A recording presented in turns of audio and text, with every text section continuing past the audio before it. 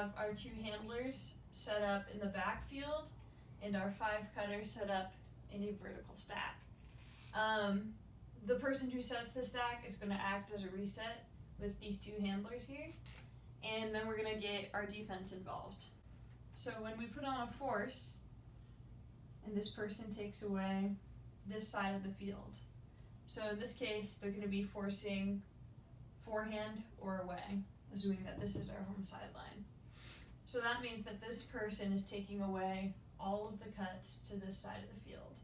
So to compensate for that fact, all of our downfield defenders are going to be set up on this side, which is the open side. So they're going to take away what the mark can't take. And you'll see I have a defender set up on the front of the stack, kind of shaded more towards the front. That's to prevent this person from being the reset handler. This is called capping the stack. But the main thing you want to focus on is that this person, the mark, is taking away the break side of the field, and these defenders downfield are taking away the open side of the field. Okay, so now we're going to talk about cutting. The first cut in our system is going to come from the last person in the stack. And what they're going to do is they're going to try to beat their defender to the open space so that their handler can throw it to them. So the cut is going to look something like a juke, outfield, or into the defender, and then a very sharp 45-degree turn over here, and then hopefully a swing will come and then hit them in this open space. So if this throw does not get hit in the downfield space, they're going to clear very hard back into the stack. As this person is clearing, you want the second cut to be coming from the back of the stack over to this side and trying to attack that same space. And this is happening around maybe stall 3 or stall 4. And if that doesn't work out, around stall 4 or stall 4, this handler is going to be looking for the reset cut from the other handler, and then they're going to get it right backfield. When this happens, the third person in the stack is going to make their cut to either side, and then you're going to be continuing to clear behind the stack setter. Remember that if you're clearing and you make this cut and it's looked off, you clear behind the stack setter here, and that pushes all of these other teammates you have further back for them to make cuts, so that eventually this is just going to become one cycle of clearing behind the stack setter and making viable cuts as we push further down the field. So while we do want our first cut definitively coming to the force side, that's not to say that the second cut can't come to the break side. We have a lot of talented cutters on our team, or handlers on our team, and they can get this throw off, this nice around, and then start upfield movement on the break side. So don't be afraid to attack that space if this defender is pretty tight on you and you don't feel like you have a play on the open side. But ideally, you're going to want your cuts coming to the open side because that's the easiest way for your handler to hit you. Cool. So in your average horizontal stack, this is how it's going to be set up.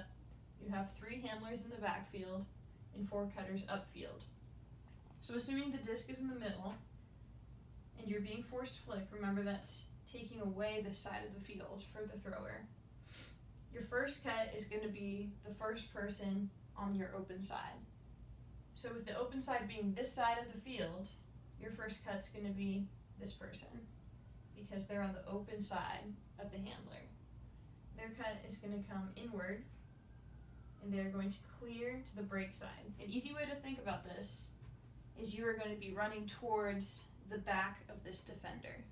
So you're going to be looking at their back and then clearing that way, which means that the second cut is going to come from the break side, and they're going to be cutting out and looking for either an under to hit here, or they're going to be juking under and then looking for a deep throw and hoping to gain a lot of yards up here. Okay, so at this point you're probably not asking, but something that might happen is shades. What happens if you're being forced the other way? I would say, good question. The same principles apply. So your first cut's going to be coming from the open side, here.